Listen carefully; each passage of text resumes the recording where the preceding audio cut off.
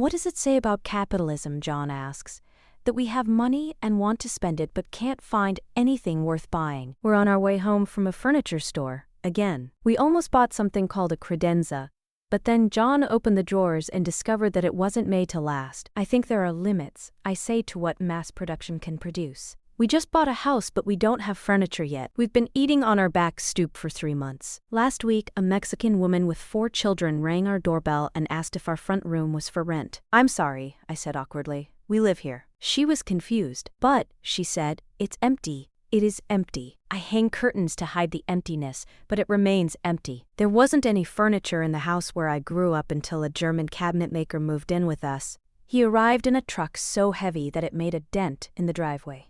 He filled our dining room with his furniture, and then he made tiny replicas of that furniture with the machines he brought in the truck. I still have the tiny corner cabinet with lattice doors, the tiny hutch with brass knobs, and the tiny dining room table with expertly turned legs. They're in the basement, wrapped in newspaper. The tiny dresser sits atop my dresser, which is from IKEA. The apartment we just left was furnished with shelves that John made out of cheap pine. They're in the basement now, reduced to lumber. The ammunition box that I found on the curb and made into a coffee table is in the backyard, planted full of marigolds. I hate furniture, my father once murmured. He had just visited a warehouse full of furniture made out of unfinished pine. This was after the cabinet maker went to a nursing home and his furniture went away too. As a child, I burned a hole in the dining room table. The cabinet maker, who smoked a pipe, supplied me with matches. I loved to burn things, but I felt remorse over the table, which I also loved. I burned a hole in the dining room table. The lyric is tethered,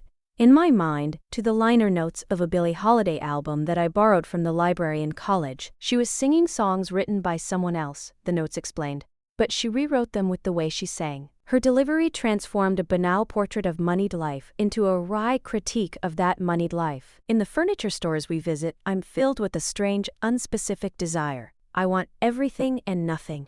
The soft colors of the rugs, the warm wood grains, the brass and glass of the lamps, all seem to suggest that the stores are filled with beautiful things, but when I look at any one thing, I don't find it beautiful. The desire to consume is a kind of lust, Lewis Hyde writes, but consumer goods merely bait this lust. They do not satisfy it. The consumer of commodities is invited to a meal without passion, a consumption that leads to neither satiation nor fire. In the end, all the furniture we buy will feel like lyrics written for someone else's song, except the dining room table made by the Amish. This table will be solid cherry, a beautiful wood. It will be well made, but not quite as well made as the table I grew up with, the table I burned. To get a table like that, we would need to spend much more money, or we would need a German cabinet maker to move in with us. Our house is a brick bungalow, nearly identical to the house next door. These houses were built by brothers both dead now. I learned this from my neighbor, who lives in the other brother's house. He's a retired postal worker and a saxophone player who still practices every day, though his health is too poor now for him to perform. The interiors of our houses are the same, he tells me, except for my attic, which the former owners of our house renovated. He would like to renovate his attic too, but he doesn't have the money. Some relatives of his are in prison, and all his extra money goes to supporting their families. I guess God, he says, doesn't want me to have money. I'm not sure, but I think he's joking about God. He has told me already about attending the same elementary school my son attends and of being beaten on the playground. He has told me that he couldn't, in those days, risk a conversation with a woman like me. He had to keep his head down when he passed a white woman on the sidewalk, he said, and just respond, "Yes, ma'am," if she spoke to him. He has told me also of refusing a holiday turkey offered to him by the owner of a mansion by the lake, a rich man who demanded that he wade through deep snow to deliver packages to the service entrance at the back of the house. The former owners of our house, who were white, made extra money by allowing the house to be used as a set for commercials. John discovers this when he gets a call from a casting agent who wants to know if the house is available. It's not available. We live here. But then we learn how much we will be paid. All we have to do is leave the house for 3 days and 2 nights, and we will earn $8,000. The commercial is going to be for Walmart, the corporation that produced the fortunes of 3 of the 20 richest people in this country. Walmart couldn't build stores in Chicago for years, but they're here now, despite ongoing protests over low wages. And they want their commercial set in a classic Chicago bungalow, We don't own anything from Walmart, but this doesn't matter because Walmart furniture is moved into the house. Walmart curtains are put up, and some Walmart prints are hung on the walls in Walmart frames. A white set designer and a white director work to create an authentic African-American interior. The commercial, they tell us, is going to feature an African-American grandmother serving a holiday turkey. Bill and I are reading the same book and we've both marked the same passage. Modernization was supposed to fill the world, both communist and capitalist, with jobs, and not just any jobs, but standard employment with stable wages and benefits. Such jobs are now quite rare. Most people depend on much more irregular livelihoods. The irony of our times, then, is that everyone depends on capitalism, but almost no one has what we used to call a regular job. I never had a regular job until now. In my 20s, I left job after job, working until I had enough money to write, and then writing until I needed money again. I didn't know of any other way to live as an artist. Even the job I have now, my regular job, was temporary at first. I was an artist in residence, and the contract required that I leave after 4 years. My residence was not permanent, but then the contract was revised, and revised again. When I could pass as permanent, I bought a house. Bill and I were temp workers years ago, at the same publishing company in New York. I worked for the editor of Stock Market Wizards, which was the sequel to The New Market Wizards, which was the sequel to Market Wizards. The purpose of this third book, the editor explained to me, was mainly to capitalize on the success of the first 2 books. Stock Market Wizards featured interviews with traders who made millions during the glory days of the internet boom, and nearly all of them told stories about losing everything before they made it big. They lost houses, they lost life savings, lent to them by relatives, and they lost marriages. They weren't wizards, just gamblers who could tolerate major losses. The book Bill and I are reading now is The Mushroom at the End of the World, on the possibility of life in capitalist ruins. I've marked every passage about precarity. What if, as I'm suggesting, precarity is the condition of our time? Or, to put it another way, what if our time is ripe for sensing precarity, and precarity is the condition of being vulnerable to others? I think of my time in New York when I was so often lost. I was at the end of the line in Far Rockaway, looking for an address that didn't exist. I was walking 60 blocks down Madison Avenue, stopping at every store and restaurant to ask for a job. Not having money is time-consuming. There are hours spent at laundromats, hours at bus stops, hours at free clinics, hours at thrift stores, hours on the phone with the bank or the credit card company, or the phone company, over some fee, some little charge, some mistake. One of my first jobs in New York was visiting empty lots for the Parks Department. The city wanted to sell these lots, which had increased in value over the decades since they were abandoned. But the lots had been registered with the Parks Department as gardens. I took Polaroids through chain-link fences to make a record for the city that there were gardens there, and gardeners who would chain themselves to concrete blocks in the ground when the bulldozers came. The gardeners had cleared those lots of bricks and needles, and they had planted roses. They had invested in zero-value property. Maybe I need more precarity in my life, I tell Bill. Maybe I've become too comfortable. No, he reminds me, precarity has a price, and a person can be too vulnerable. After a pause, Bill admits that he doesn't really know what capitalism is. In trying to explain it, I realize that I don't know either. The catalogs keep coming. I don't know how they find us, or how to make them stop. Sometimes 2 of the same catalog arrive on the same day. They accumulate in piles, outdoing each other, with heavier paper and richer colors. Then the Restoration Hardware catalog arrives, like a parody of the whole problem, in 2 volumes, each the size of a telephone book. They are bigger and heavier than my grandfather's 2 volumes of illustrated English social history. We put them near the fireplace and sit on them. The IKEA catalog has a message on the front, designed for people, not consumers. In the photograph, some young people are having a fun, unfussy dinner at a crowded table. There are dishes piled on a cart, and a guitar is leaning against the wall. The IKEA catalog sits on top of a pile of catalogs, with photographs of sterile rooms and furniture that has never been touched. The messier way of life, IKEA suggests, is not just less expensive, it is more human. On my way out of New York, during the 4th or 5th move of my 20s, I left behind a bed frame that my mother had made. It was simple and spare with no headboard, shaker almost, and designed for celibacy in that it was narrower than a single bed, My mother was upset when she learned that I had abandoned it. I tried to explain that I wasn't leading a life that allowed for furniture. In California, I slept on a slab of foam that could easily be rolled up and moved anywhere. My boyfriend, who kept his clothes in a large cardboard box, suggested that we make all of our furniture out of cardboard boxes.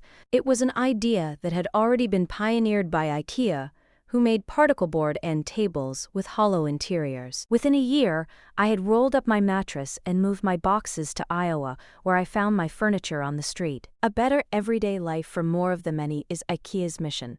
On paper, I think of all the IKEA furniture that I have seen eaten by life: the end tables with broken legs, the cracked slats of futon frames, the particle board desks left out on the curb, and destroyed by the rain before they can be taken to a new home. IKEA, one of the largest consumers of wood in the world, has made furniture into something that gets used up. It is furniture for the apocalypse. But what makes me laugh a little about for people, not consumers, is the implication that consumers are not people. A metaphor is all this really is, David Graeber writes. He means consumption, which was once the name for a wasting disease, and is now the word anthropologists use for almost everything we do outside of work: eating, reading, shopping for furniture. Consume, he notes, is from the Latin consumere, meaning to seize or take over completely. A person might consume food or be consumed by rage. In its earliest usage, consumption always implied destruction. Consumption was the opposite of production in Adam Smith's Inquiry into the Nature and Causes of the Wealth of Nations. Smith made this inquiry in 1776, when work was being relocated into factories and lives were newly divided between home and work. We still use the math of that time to subtract what is consumed at home from what is produced at work. In that crude equation, only work that earns money is productive. And as long as there's no third quantity, like reproduction, the equation works out to zero. She ate it, my father told my sister years ago, when she wondered what happened to my stereo. This was during my first year in New York. The money for the stereo was a gift from my father, who had told me that he would pay for my college tuition, and nothing else. Ever. He had 3 more children to send to college. The stereo was an exception, a surprise for my birthday, and I did eat it. I wanted a stereo, but I needed food. I'm upset about the gravy boat, and the roasting pan, and the coasters, and the platters, and the cheese plate. I don't want any of this. All I wanted was serving spoons for Thanksgiving dinner, and John bought all these other things. John laughs off my dark mood as he stuffs the turkey. I laughed at my grandmother years ago, when the Thanksgiving dinner I was cooking in her kitchen upset her. "See this," she said, showing me the thin ring of pumpkin I'd left in the bottom of a can. "Waste. We have too much food," she moaned. "All this food, and who's going to eat this banana before it goes bad?" "I'll have to," she said, stuffing the brown banana into her mouth angrily.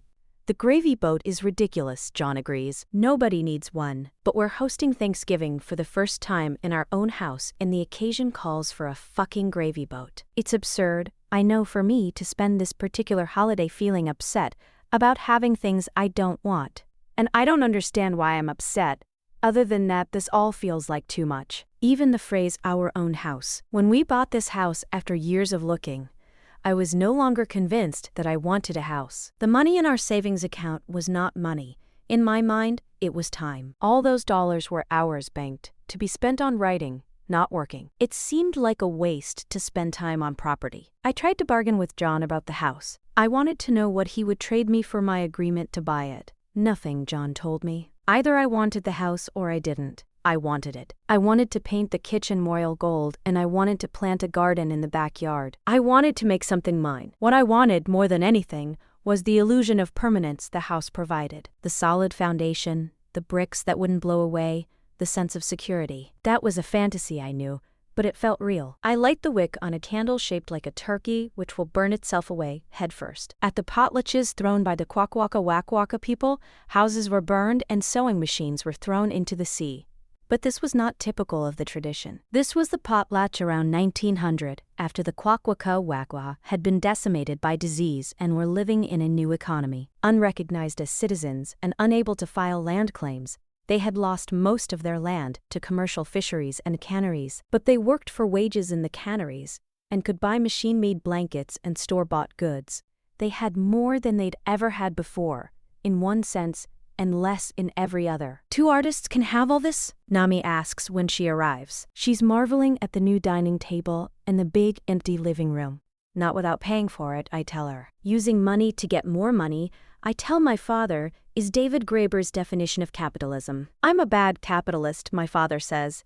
I am too, though I seem to be getting better. It's the way we were raised, my father suggests. He was raised Catholic, but I was not. Historically, the Catholic Church didn't approve of the breeding of money, the making of money from money. The New Testament implored Christians to give their money away. As Luke put it, lend, hoping for nothing again. A gift, an act of charity, was morally superior to a loan. But usury, officially forbidden by the medieval church, was still practiced, particularly by monks. I'm doubly entangled in moneylending, as I have both a mortgage and a retirement account. I pay interest on a loan that allows me to live in a house, itself an investment, while I invest my excess income in the stock market, breeding money for future use. Capitalism, Lewis Hyde writes, is the ideology that asks that we remove surplus wealth from circulation and lay it aside to produce more wealth.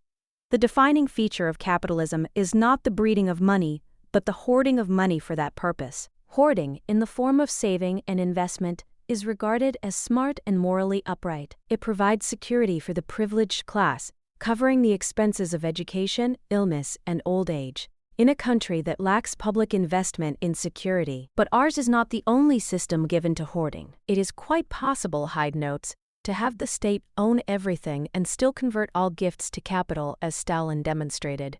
Stalin funded his 5-year plan by exporting grain from collective farms while the farmers who produced those profits starved. To move away from capitalism, Hyde writes, is not to change the form of ownership from the few to the many, but to cease turning so much surplus into capital, that is to treat most increase as a gift. I wonder what this really means, in a lived life, to treat most increase as a gift. I think of Toni Morrison and the women she lived among in Queens in the 70s. She was a single mother supporting 2 young children, but she'd send a check, a grant, to another woman writer. Say Toni Cade Bambara, whenever she made some extra money freelancing. And Toni Cade Bambara, or someone else, might show up at her house with groceries, unasked, and cook dinner. A gift, Hyde writes, must keep moving. A gift must always be given away again, or something else must be given in its place. There's wallpaper under the old paint in the living room, and it's buckling slightly. I show John a corner that I found curling up behind the radiator. He grips the corner and pulls, tearing a huge sheet of wallpaper off the wall, exposing plaster below. I feel like we're going to get in trouble for this, but the house is ours. John begins to strip the rest of the room. He works with the lamp on the floor, which projects my shadow onto the naked wall. Stay there, John says, and he uses a carpenter's pencil from his toolbox to trace the outline of my shadow directly onto the plaster. Touched, I trace his shadow next to mine. We're still there under the new paint, 2 shadows joined in pencil. We were married without paperwork, on our own authority, and then we were married again years later, for health insurance, in a courthouse with forms and fees. Marriage, my mortgage, a document not intended to be understood. At the signing I tried to read every page until I realized how many pages there were, and then I just committed my name, again and again, not to ownership, but to the promise of payment. The house isn't mine. I don't own it so much as I take care of it. This occurs to me as I work on the roses, cutting away the old canes. I don't like the roses, but I care for them because they came with the house. As I prune them, I have the sense that all of this, the brick the roses climb, the lath and plaster, the copper pipes, the oak floors, the coal room, the cracked slab on which it all rests, is a gift. Not to me, but to the future. I'm in service to the house. The truth of this is married to the other truth, that the house serves me. I can borrow against this asset, which will grow in value if all goes well. But a house, my grandfather warned me just before we bought this house, is a place to live, not an investment.